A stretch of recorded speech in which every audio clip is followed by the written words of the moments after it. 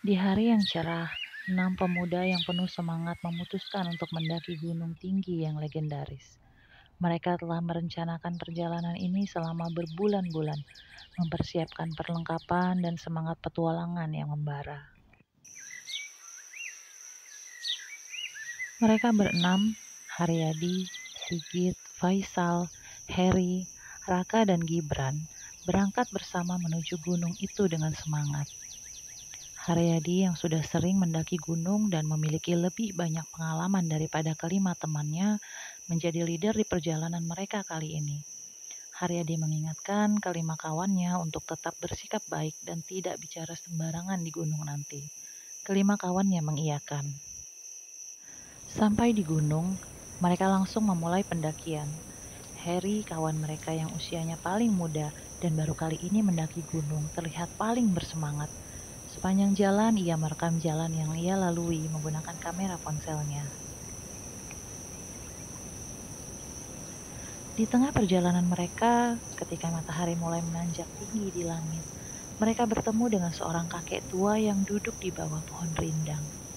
Kakek tua ini terlihat bijaksana, namun memiliki tatapan yang tajam saat menatap keenam pemuda ini. Kakek itu mengatakan kepada mereka untuk tidak melanjutkan pendakian, karena di atas tidak ada sumber air, dan saat ini bukan musim mendaki. Tidak ada satupun pendaki lain yang mendaki gunung saat itu.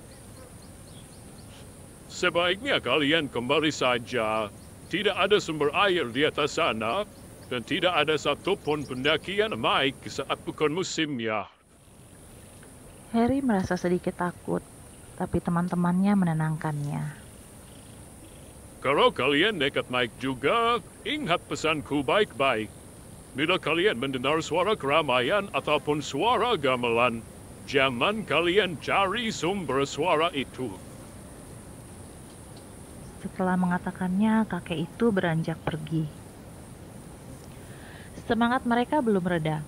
Mereka memilih untuk mengabaikan nasihat kakek tua tersebut dan melanjutkan pendakian mereka, dengan keyakinan bahwa mereka dapat mengatasi segala rintangan yang ada di depan mereka.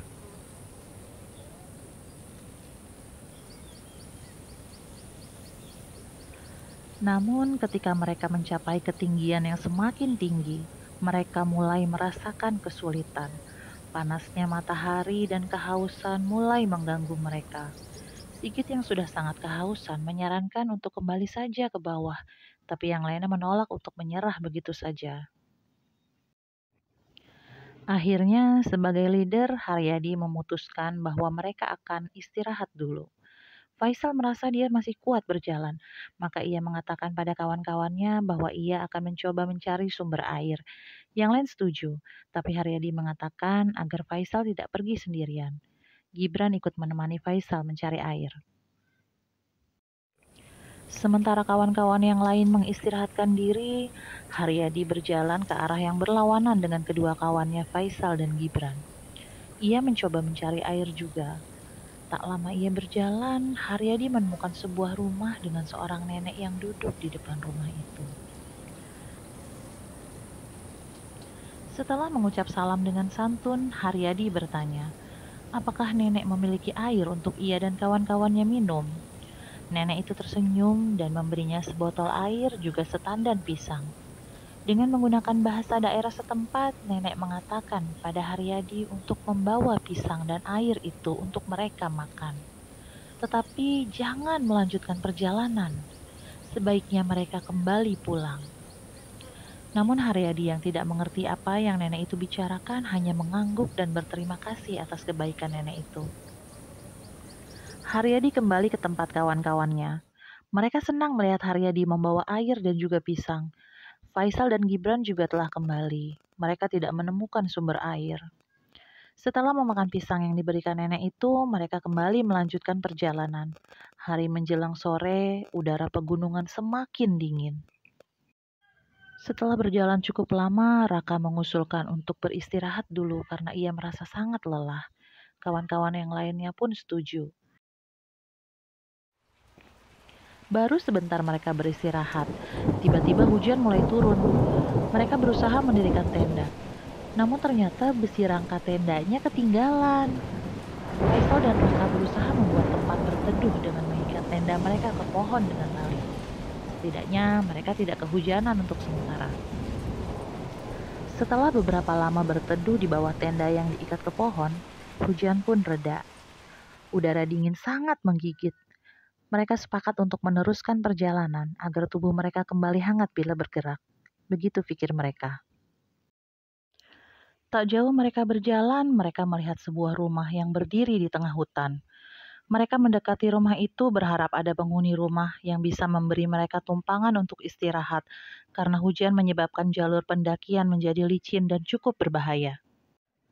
Tapi sepertinya rumah itu kosong, tidak ada siapapun di sana. Dengan sedikit ragu, Haryadi membuka pintu rumah itu. Pintu itu berderit saat dibuka. Rapuh dan sepertinya rumah itu sudah lama tidak dihuni. Setelah mengucap salam, mereka masuk ke dalam. Namun ketika mereka masuk ke dalam rumah itu, suasana menjadi aneh. Udara terasa dingin dan menyeramkan. Sigit si paling berani memutuskan untuk menjelajahi rumah itu dengan mengandalkan penerangan dari senter yang ia bawa. Ia mulai menyusuri rumah itu, mencari kamar mandi. Barangkali saja ada air. Namun saat ia menyorotkan senternya ke kamar mandi, ia sangat terkejut melihat sosok wanita bergaun hitam sedang jongkok mendekap kakinya di atas kloset. Saat sosok itu mengangkat wajahnya, Sigit berlari menghampiri kawan-kawannya. Semua terkejut dan menanyakan ada apa. Tapi Sigit menjawab tidak ada apa-apa. Dia tidak mau menceritakan apa yang ia lihat. Dia khawatir kawan-kawannya akan merasa ketakutan. Mereka membuat api unggun di depan rumah itu untuk menghangatkan tubuh. Mereka memutuskan tidur di depan rumah itu, tidak di dalamnya, karena merasa rumah itu memiliki aura yang aneh di dalamnya. Mereka mulai menyiapkan sleeping bag untuk tempat mereka tidur. Baru saja memejamkan mata, tiba-tiba Harry mendengar suara derap kaki yang ramai diikuti dengan suara tawa anak-anak yang sangat ramai. Dia merasa bingung. Tidak mungkin kan ada anak-anak di sini? Sejak tadi hanya mereka yang ada di sini. Bahkan rumah itu kosong tak berpenghuni. Harry mengabaikan dan berdoa dalam hati, memohon perlindungan Allah dari gangguan makhluk-makhluk yang tak kasat mata. Di sisi lain, Sigit, Raka, Haryadi, Faisal, dan Gibran mendengar sayup-sayup suara gamelan Jawa yang semakin lama semakin jelas. Tak hanya itu, mereka pun mendengar suara keramaian seperti ada perayaan. Teringat pesan sang kakek tua, mereka mencoba mengabaikan dan menutup telinga mereka. Dalam kegelapan dan ketakutan, mereka berenam merasa kelelahan. Karena ketakutan yang melanda, mereka pun terlelap tanpa terasa. Mereka terbangun saat azan subuh berkumandang. Allahu Akbar, Allahu Akbar. Saat mereka tersadar, mereka bertanya-tanya, apakah pengalaman mereka semalam itu hanya mimpi buruk?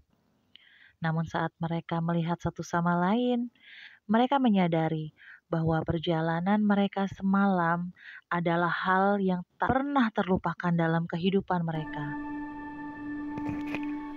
Mereka memutuskan untuk kembali pulang. Mengingat peringatan kakek tua yang bijaksana, dalam hati mereka berjanji untuk tak akan pernah lagi mengabaikan nasihat ataupun petuah dari orang tua.